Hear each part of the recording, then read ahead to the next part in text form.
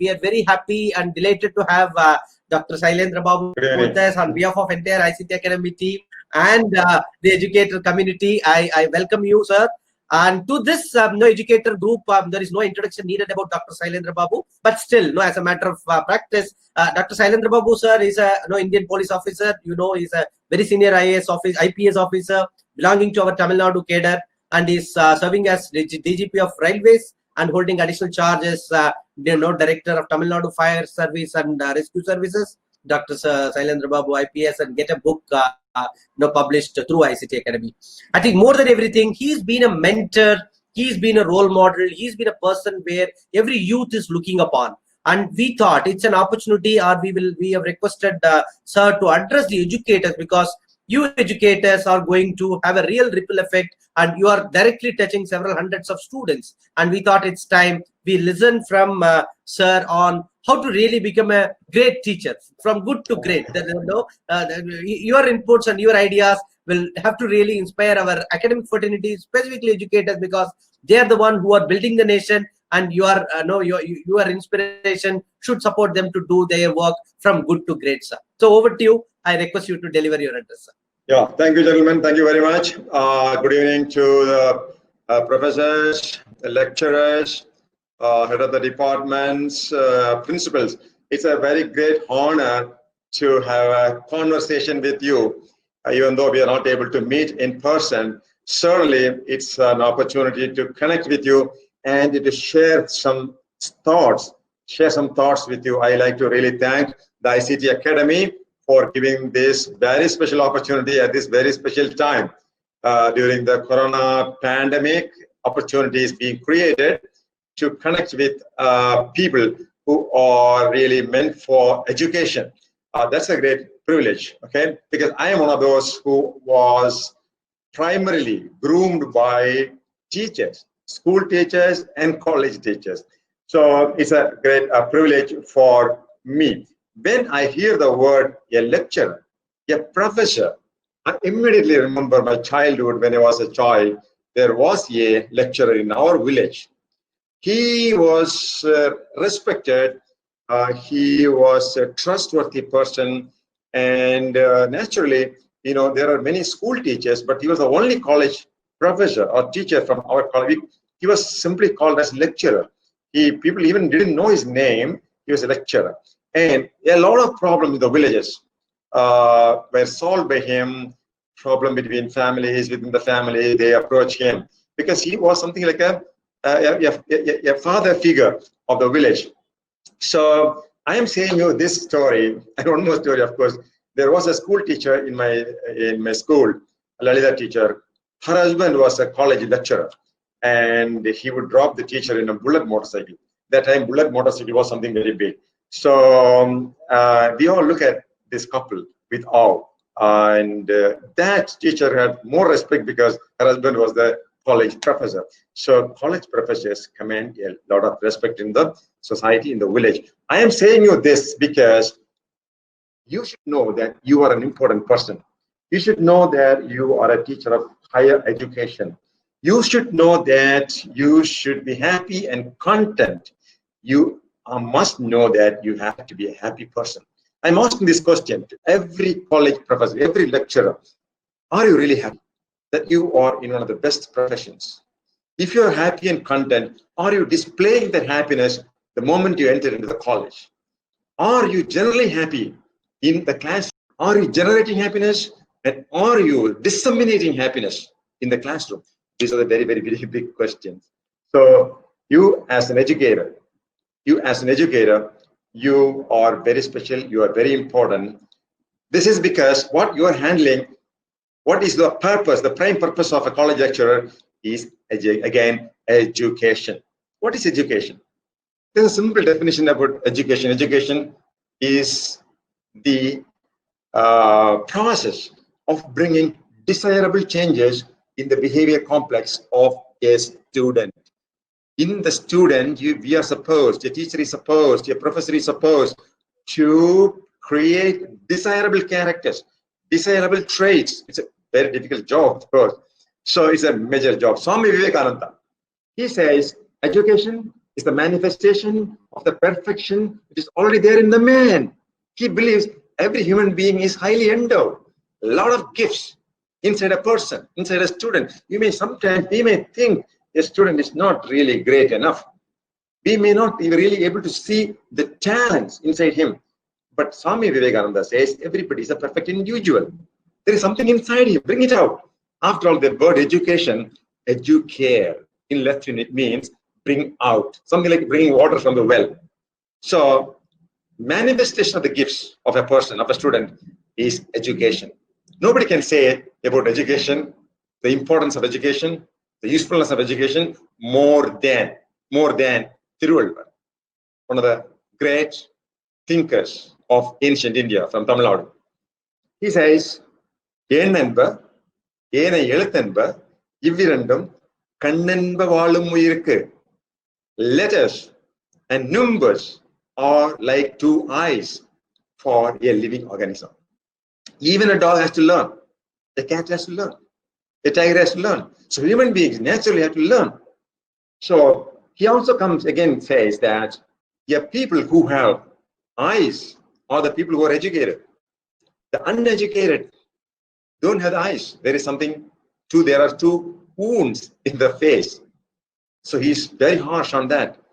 Education is a very important for any human being. That's what he says. We have all along Confucius, we have Aristotle, Plato, we have Socrates, we have Tulasidas, we have Valmiki. Great teachers have lived and disappeared from this world. They left behind great wisdom for us to follow. So in the footprint of those great teachers, we have seen teachers with our own eyes. Bharat Ratna, Dr. APJ Abdul Kalam. He was visible. We have seen him in flesh and blood. So he has left behind the great concept of dream. Everybody should have a dream. India should become a superpower in 2020. So, then what is education? There are various definitions of education. Aristotle's definition is something very interesting. Education, he says, is an ornament at the time of prosperity. Education is a refuge at the time of adversity.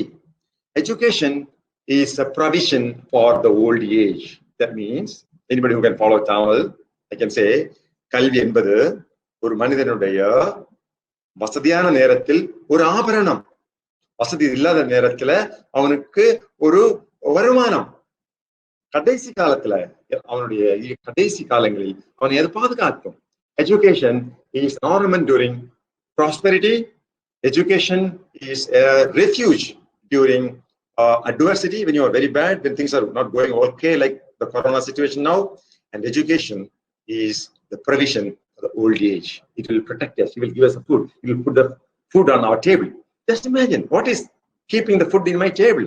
My education has given me this job. Your education has made you a professor. So education is something very big, the human society. Today, all over the world, all civilization has grown through education and through a job. At this situation, what is the role of a teacher? A teacher is supposed to create a student. And a student, what kind of a student? An educated student. Okay, leave alone all the great wisdoms. What is that deep thing? What is that I think about education? I will say education is something that prepares a student for his future life, for the future challenges. In the future, he is going to see this harsh world, which we are seeing now. He must be well prepared. He must have a sword. He must have a sword to fight. He must have all the armor to protect all the attacks. That is education. Education is something which makes a student to think. I will emphasize this more often. A teacher has the responsibility to create a student who can think.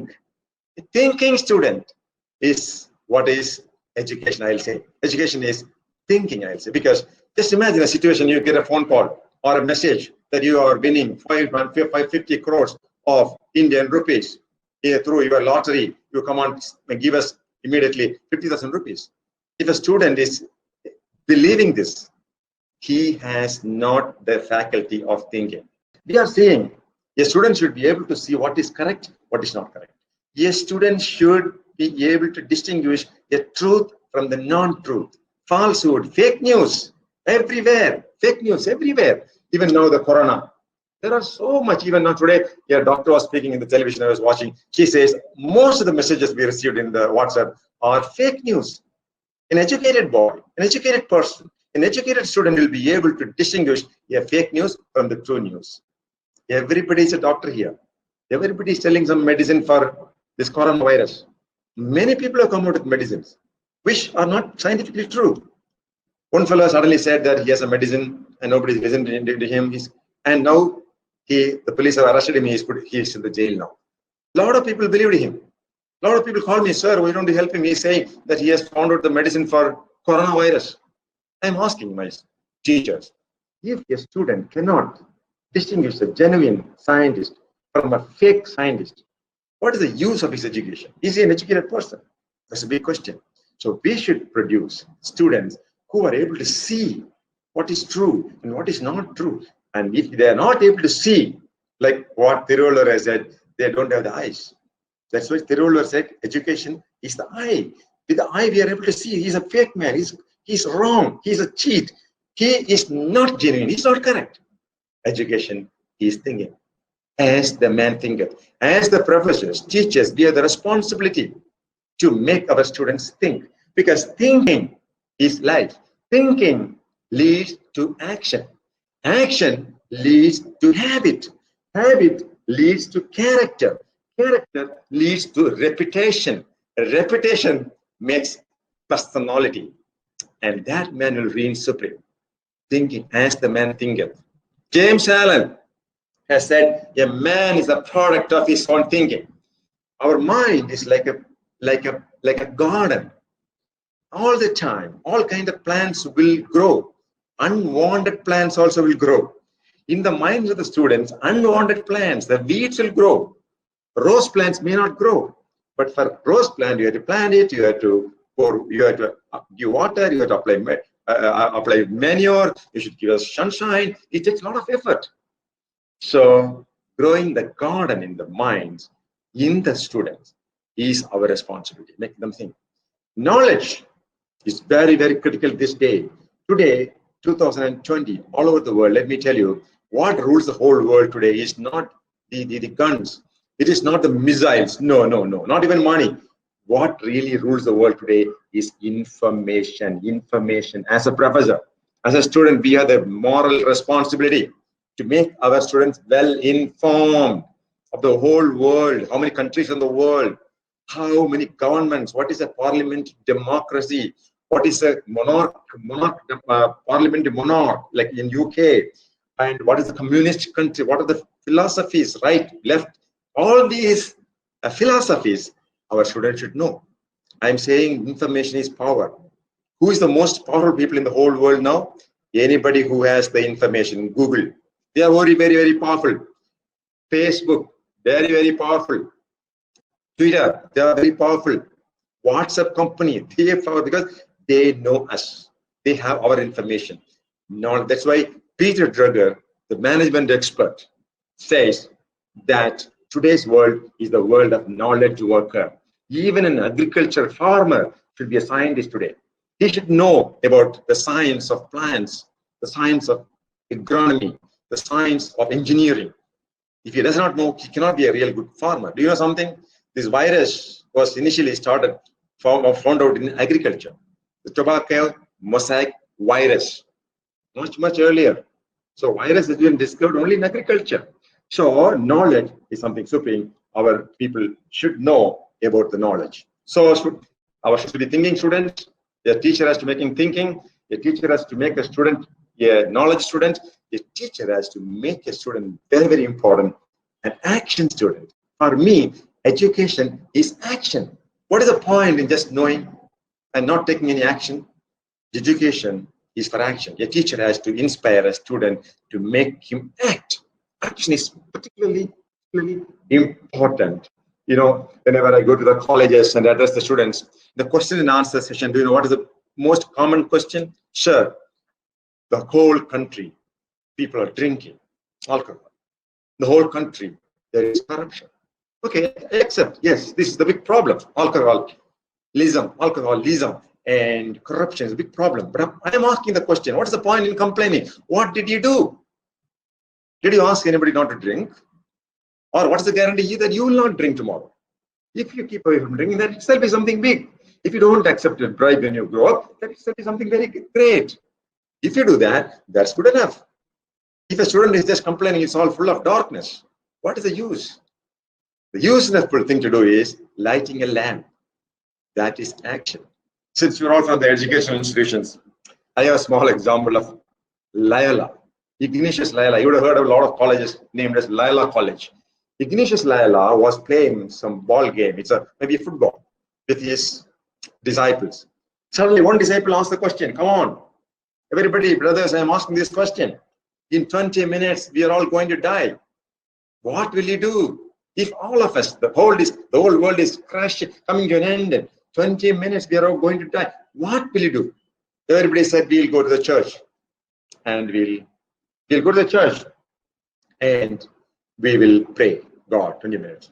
You know what? Ignatius Loyola, the person who founded this particular institution, maybe its name may be the Society of Jesus, I'm not very sure. So he said, I will continue to play the game for the next 20 minutes. Action, passionate action. So that's what students must do. We should encourage them. I remember a quotation by Reynold Niebuhr. He said, God, give me the serenity to accept the thing I cannot change. Certain things we cannot change. Give me the courage to change the things I can change. And give me the wisdom to know the difference. This is one of the Alcoholics Anonymous slogans.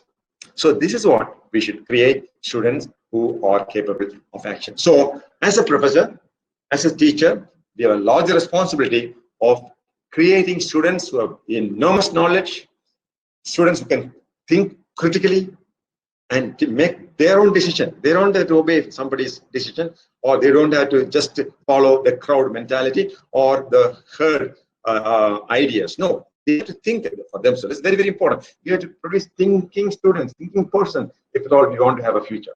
We should have students who are capable of action. That's very, very important. So with this intention, a student, a teacher, what kind of a teacher can really create this kind of students? I think you all know a very common quotation that a mediocre teacher can only tell.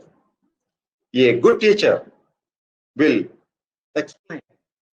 A superior teacher will demonstrate, and a great teacher will inspire. So every one of you listening to this talk shall try to be a great teacher. Who is a great teacher? In fact, my next book is titled Good Teacher to Great Teacher. This is in my heart for a long, long time, because every human being, anybody, any calling, any job, there is tremendous potential for improvement. I do not know every one of you what you did in the last 50 days. But maybe if there is another 50 days, let me tell you, you can make a lot of improvement. 50% improvement from your present status, in your knowledge, in your attitude, in your skills, in your talking skills, in your writing skill, in your language, in your interpersonal relationship, in your physics. Tremendous potential. If you give me another opportunity, I will explain to you what I am trying to say. That there is a lot of potential to improve, for improvement, self-improvement in every sphere of our lives. So in the next few days, if you have an opportunity, I will certainly request you that you can try to be a great teacher. Who is a great teacher? You know, today morning I got a message from one of my teachers. He says, Sylendra Babu, your DP is very nice. I liked it. You know, this has made my day. You know who is this teacher? Dr. U.A. Balasubramaniam. He has retired as Chief General Manager from the Indian Bank Staff College. He was my guide in my MSc Agriculture. I could not complete my MSc Agriculture because I went for a job. I joined as an officer in the Indian Overseas Bank because that time my family conditions are such, I must work. I can't keep on studying. So I left my studies. But he would call me, he would write to me, Sylendra Babu, please come back. Your coursework is over, only a thesis work is left out, please do the thesis work. I was preparing for my IPS examination. I didn't go. But he kept on writing. Then I finished my IPS examination and I went to Coimbatore. He arranged for my room. He arranged everything. He helped me. And in this process, I completed my MSc Agri after I joined as an assistant superintendent of police in Gopichittipalayam. Every one of the teachers, please listen to this. It's very, very, very, very important. I don't know what my teachers have taught me. Seriously, after this 40 years, I do not know, but I know them. I know every one of them, how much they loved me. Dr. A. Balasubramaniam, whatever he taught me, I forgot. But I did not forget him because he is different. He's so helpful. He is loving. He went all out to help me to get my degree. He says, none of my students discontinued MSc. I can't allow this. And that is what I remember. But for him, I am not an MSc Agri at all. I could not do my PhD. I'll also tell one of my professors, PhD, Dr. Tilagaraj. He's living in China. Dr. Tilagaraj, when I approached for my PhD, you know what he did? He didn't say anything. He gave me a book, Criminology by John Conclave. Mr. Sylendra Babu, go, you're the Joint Commissioner, I know it. Go read the book and come back. If you understand the ideas and concepts and the facts in this book, we'll proceed. Let me tell you, this was the first book, 1,000 pages, but very interesting, logical, highly critical, highly organized, well organized, and it is gripping. I read this book for one full year, couple of times, three, four times. Then I went for him to PhD. And this professor has helped me a lot. He would take leave and come with me to write my thesis, to assist me in correction. So whatever he taught me, I forgot, but I did not forget his face. I could not forget his kindness. Let me tell you, teachers, after some time, you owe for all your students what you taught, they will not remember, but they will remember you. After some time, you all will be in the memory of the people. So it's very, very important you leave that message, that you leave an impression in the minds of the students. A great teacher can leave an impression in the minds of the people. Great teachers, they don't work for the income. They work for the outcome. They look for the result of their actions, the results for their instructions, their guidance. A teacher is not only a person who can teach. The teacher is like our Dr. A. Balasubramaniam. He is a friend. He is a philosopher and a guide. Just imagine, he has sent us simply a message that your DP is nice. That is appreciation. That's one of the greatest qualities of any teacher. Just appreciate the people, your student. Students, let me tell you, they may be college students, but they'll be craving for recognition. They would have written on their face, my dear professor, please respect me. Please respect me. It's very, very important. So, to become a great teacher, what is the requirement? What a professor has to do? Something very important is, basic is, you must love your job. You must fall in love with what you're doing. There are many, many research reports from other countries, like United States, which says 90% of the people, in some companies or places, even 95% of the people really, really don't like their job. They are emotionally crestfallen. That is one of the reasons. But in those countries, people can change their job. In our country, if you choose a job, you just can't change it. You have to love it. Even if there is a reservation, I'll encourage you, fall in love. It's a great job. Teaching is a great job. There's a joy of teaching, particularly when your students make great grades, when they achieve something big. That is the time that they'll say, this professor is responsible for my success. How will you measure this in terms of salary? You can't measure this in terms of salary, okay? You are a role model. A professor is a rock star. He's like a theater artist coming live on the stage in front of the 50, 60, 80, or even 100 students, or young fellows, brilliant students. Let's say some people say, particularly the religious-minded people say, our job, the teaching job, it's not a job. It is a calling. It is ordained by God. பணி என்பது ஒரு வேலை அல்ல, இது ஒரு ஆண்டவன் கட்டளை. It's a calling. They say, so treat this as a calling. Treat this job as a mission, a crusade, and treat your job as something which will give you enormous energy. And the devotion, I'll say, the devotion principle. The teacher, one of the first principle I am telling you is the devotion principle, devoted to the job. That's very, very critical. So, Khalil Gibran, he's very harsh. He's seen a lot of people not interested in the job they are doing. It can be any job. It can be any job. It can be a truck driver. It can be, any job people do. He says, if you don't like the job, leave it. Leave it. And he's very, very harsh. I don't want to say this. And go and sit in front of the temple and in front of the people who really love their job. They are great people. Fall in love. The job is the only place you can find infinite happiness. Let me tell you, happiness, the permanent happiness is not in the money. It is not in your salary. Salary is important, I'll say. Money is important. Salary is important. Very, very much important. But if you make a decision, if you think that you can derive permanent happiness from their salary or income, you are sadly mistaken. In fact, money has nothing to do with permanent happiness. Permanent happiness is something to do with your inner peace, inner contentment. That today I have done a nice job. Today my students have really, really loved the 1 hour session.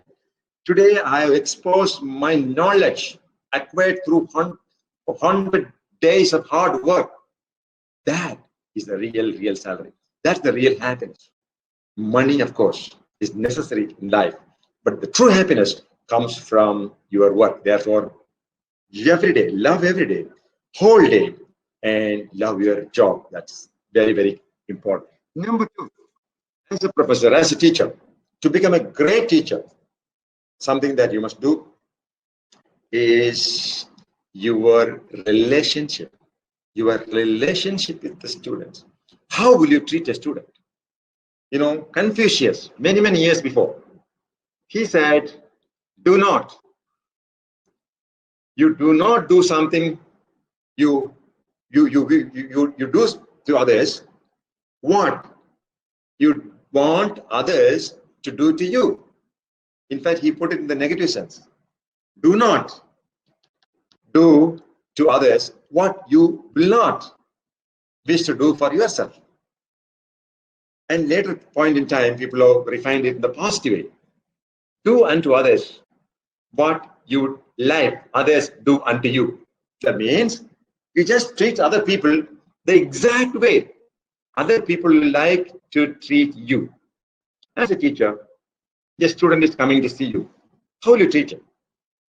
The principle is that if you are a student, if you are approaching a professor for help, what kind of a response and respect you would have expected from the teacher? Same respect. Please do it to the student. Because students are young people. They know a lot of things, no doubt about it. But they have a lot of doubts. They may really be a little shy. They'll be worried what the professor will think. So make them comfortable. Respect them. Listen to them. Try to understand them. Seriously. Don't get wild or angry that easily with students. We all know we have done a lot of mistakes, but our own teachers have excused us at this point in time. So a teacher also has to excuse his own students if at all they have committed a mistake. Suppose a grave mistake, a boy was smoking, you found him smoking. What is the duty of the teacher? Is it that you admonish him, send him out, call the parents, make it a big issue? Is that better? Or just call him and tell him, this is not healthy. Practice. This is not good. You are a student. You are not earning anything. And cigarette smoking is harmful to health. Even I did the mistake. So therefore, please don't do it. Let me tell you, that student will certainly change himself. So for a professor, for a teacher to become a great teacher, something very, very important is his relationship with the student. The principle that you treat others the same way you will like yourself to be treated will apply here for a teacher-student relationship. To become a great teacher, something is very, very important, because a great teacher is a specialist. He's not an ordinary person, as you said. An ordinary teacher, a mediocre teacher will teach, or she will tell. A good teacher will only explain.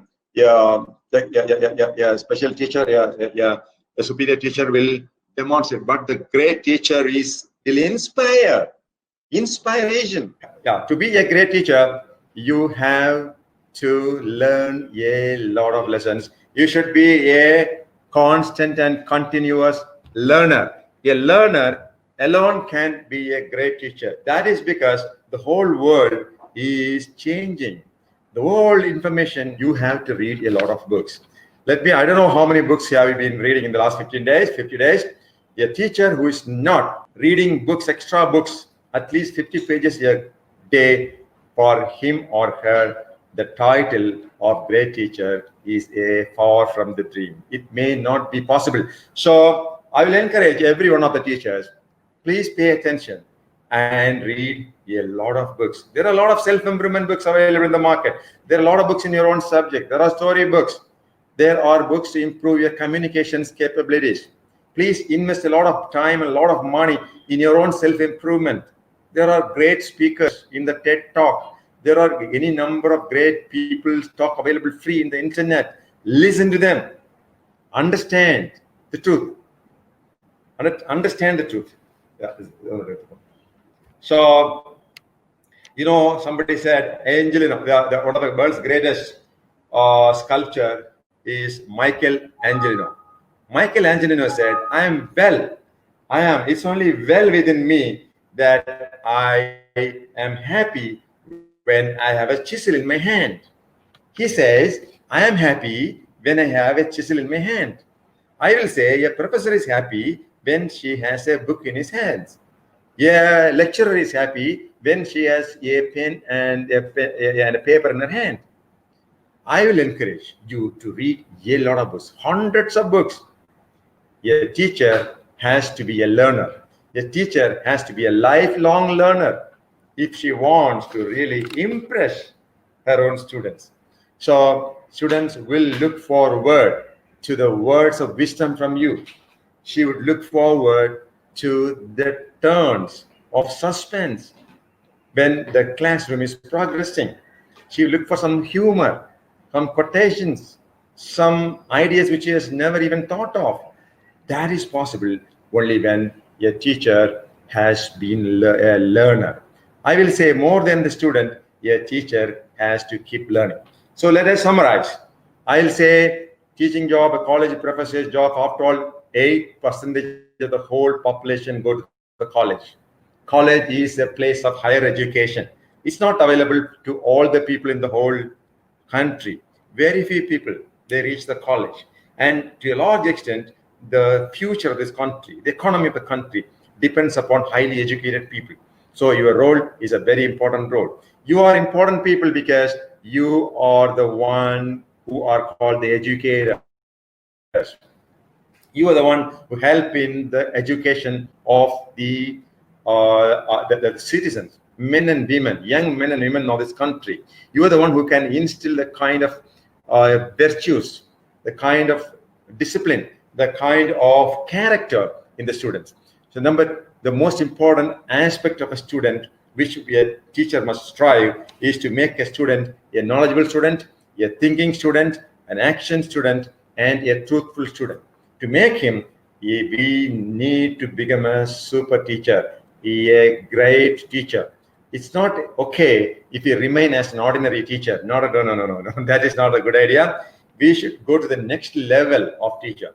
Let me also warn you, if you keep doing what you are doing today, if any teacher is just going to the college, coming back, taking rest, or going to a movie, seeing some television and sleeping. If this routine is the one which you are going to do, the results are not going to change. It is insane to expect a good, better result when we do the same old things again and again.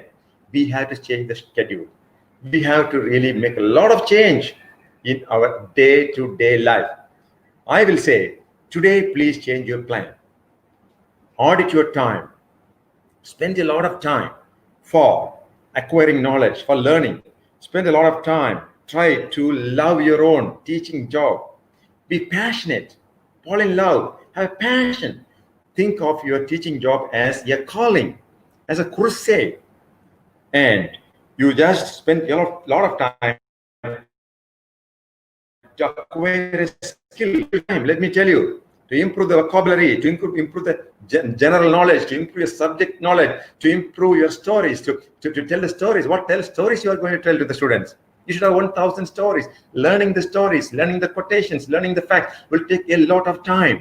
Focus. Spend a lot of time only on your teaching job.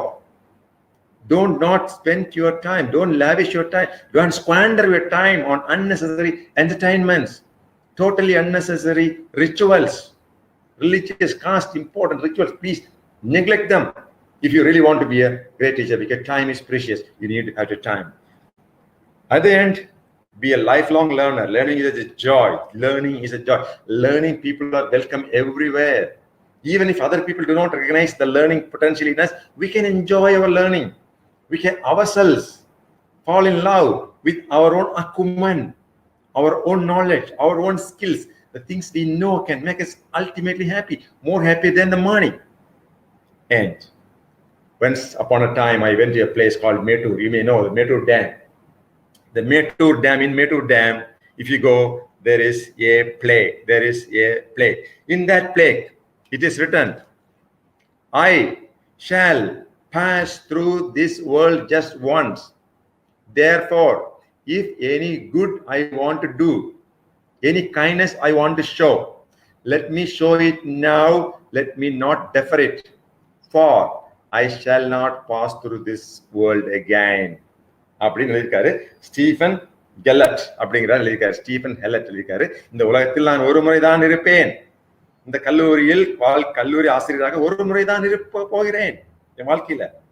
எனவே நான் நல்லா செய்யணும், மாணவர்களுக்கு உதவி செய்யணும், அவங்களுக்கு கல்வி கற்பிக்கணும். அப்படிங்கிற ஒரு நல்லது செய்யணும்னா நான் அதை இன்னைக்கே செஞ்சுட்டு போறேன். ஏன்னா நான் இன்னொரு முறை எனக்கு இன்னொரு வாழ்க்கையில நான் ஆசிரியராக என்பது சொல்ல முடியாது. It's not possible. We don't know. அந்த வகையில ஒரு காலேஜ் ப்ரொஃபஸர் இருக்கிற நீங்க try to do something special from today. Let this day be the first day in your life of the next year. Let today be the new year day. You try to be a new person, create a new personality, try to become a great teacher. From today it's possible. Have a plan and work the plan. I'm very sure you will become a great teacher, and the result, the benefits that you will derive by being a great teacher is tremendous. In your own college, you will become a superstar. You will become a rock star. You will become a hero for the students. Many of them will remember much more days than you think. Wish you all the best, and I would like to see a lot number of super teachers, great teachers, transforming the lives and times of many thousand students, many of whom probably may come from a poor background. Be always a leader, be always a role model, be always a hero, a lecturer, a professor hero. All the best to you. Thank you, sir. Thanks a lot for your inspiring session. There are a lot of questions and comments. No, I know before, because I have 10 more minutes of yours. So let me take up pick up questions. Very few questions.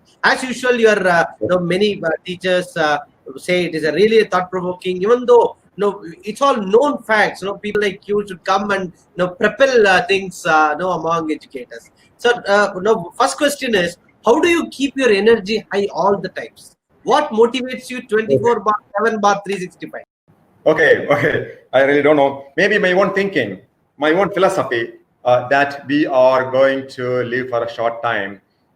This opportunity is given by our ancestors, my parents, his parents, his parents. So biologically, scientifically, we are going to live for one life here, and our days are numbered. So in this, we have a choice to be unhappy, sleeping, discouraging people, or feel happy, encourage people, be energetic. These are the two choices.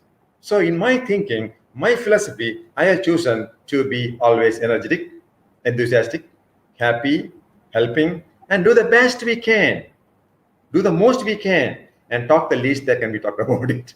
That's the principle. That's a straight answer, blunt answer, and that's the best answer, I think. Sir, while you have been writing a lot of books, suddenly what made you to think and write a book on good teacher to great teacher?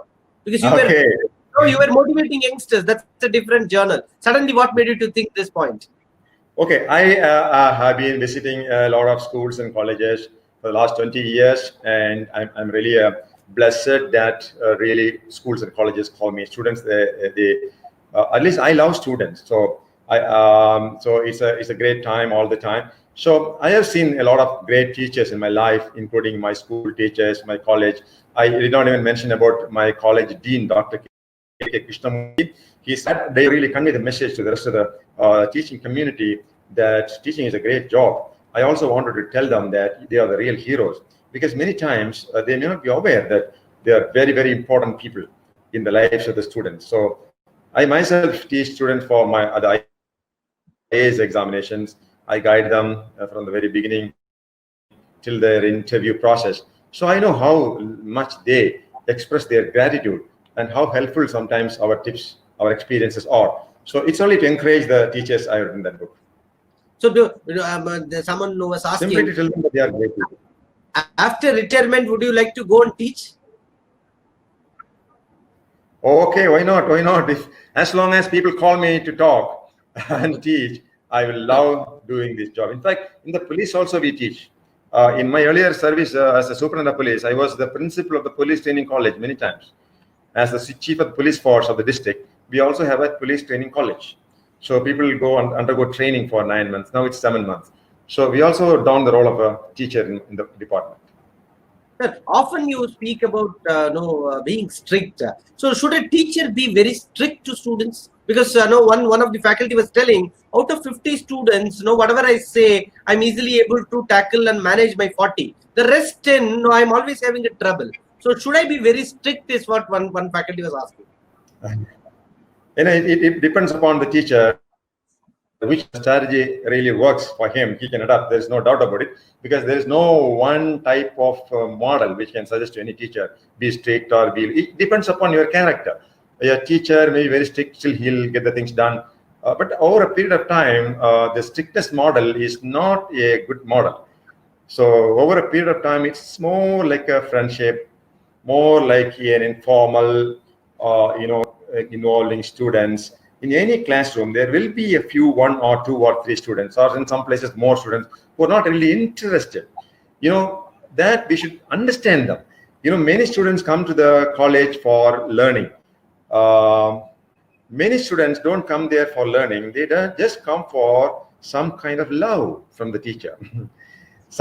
These students who get love at home, they will come to college to learn. Students don't have any love at home, they come to the college to be loved. So a teacher should really pay some attention, try to understand what is his problem, why he's not paying attention to the classroom, why he's disrupting the classroom. So he can really, really connect with the student. So in my classes with the students, I always try to be friendly, and suddenly they change. Not one place I have faced problem of student indiscipline among the students.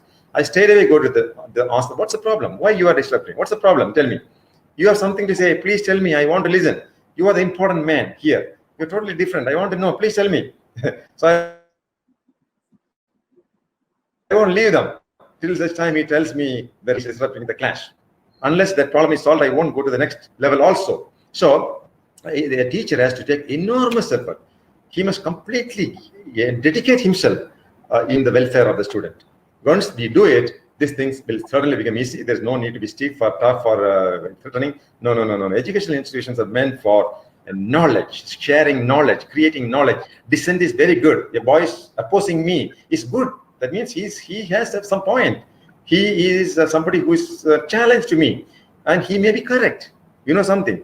In my earlier interaction with the students, I asked them their frank opinion about my talk. Most of them say, "Sir, wonderful, you are great." But some of the people say, "No, you are not good. You are not talking rightly. There are mistakes. You are stammering. You are not doing this. You didn't come to the real side. Your ideas are not okay." But these are the very, very valuable suggestions for me to correct me. Certain things I must not share. Certain things I must tell them. So dissenting students, they are not our enemies. We should not consider them as our adversary. In fact, they are our real good friends. Okay. So they are telling us that we are not interesting. They are telling me that I am not better than a cinema actor. A film actor is more interesting to me. He's coming, he's fighting. He's doing a lot of things which I love. But what you are saying, what your stories are okay, not okay. Cinema stories are better, sir. I'll go to movie. Your speech is not a good story. So my request is, teachers try to build up stories for the students. Stories, humors, perspectives, interesting episodes, touch their fear, touch their heart. Then they will listen you more than a film actor, more than a film story. Thank you, sir. Thank you. I think that's the real closing touch for this entire session. You have to touch the heart of a student. And there was one question which I don't want to take because you yourself have already answered. I think people will have to move from teacher to a mentor. That's what you are doing. You are a role model for many of them because many people come back and say, "No, I've been mentored by sir." Many IAS officer, junior IPS officers say that. I think every educator you are good to great is like they have to become a mentor straight away. I think all your characteristic, whatever you're mentioning, the mentor will have. Am I right, sir? Yes. The teacher has to be, as I told you, a friend, a philosopher, a guide, an inspiring person. He must be a mentor. He must more be a trainer, because over the period, the concept is evolving that merely talking or informing is not going to help anybody, because in the internet, there are much more very clear demonstration. They can see movies. Suppose if it is coronavirus, they can see movies. If I talk about the coronavirus, nobody will understand. But they will show you what is the coronavirus in the microscope, how he is showing. So that is not the idea. The idea here is a teacher has to train. It's like an athletics. Okay, you tell them this is English grammar, and if you do this, you will be okay. This is active voice, this is passive voice. Not going to help them at all. You make them talk. You make them write. You make them sit and converse. Practical knowledge, training, like how Usain Bolt is being trained. So a teacher today is more a trainer. He, as in the person who can guide them, help them, and train them. I have a trainer recently in the cycling community. I have done a cycling last March 15th. I done 600 kilometers in 40 hours, continuous riding. So that I wouldn't have done by just seeing the internet. That is possible because I have a teacher, Mr. Sundar Rajan. He is 67 years of age. Okay, that is the importance of a teacher. He only told me, "Sir, you are 58, you can do it. You can do it if you do this training. Come on, sir, I'll come with you. Let us ride, fast ride, slow ride. It's called interval training. You eat this, you don't eat this. Improve your muscles, improve your power, sleep well." So this much of acumen anywhere in the world I cannot search. So Sundarajan made me to cycle 600 kilometers in 40 hours. So here education is training. So our teachers must focus on training their students more than informing or teaching these students, because all information is already available in the internet. So be a coach, be a trainer. Yes, yes. Thank you, sir. Thanks a lot. Mentor, the word you meant is mentor, a good word. I like it, mentor, yeah. Thank you, sir. I think more than questions, lot of messages around your inspiring session only. So on behalf of the entire team and the entire education fraternity, today we had close to 3,500 teachers attended this session. And thank you very much for spending your entire 1 hour and amid your busy schedules, and you are the most wanted person now in Chennai, in fighting Corona, which you are doing and your team is doing. Now, amid this time, you took your time to come and address these teachers by giving them an inspiration, sir. Thank you very much on behalf of. Thank you very much, ICT Academy, and thank you very much all the teachers for the very patient hearing. Yeah, that's very important. Thank you very much. Thanks a lot.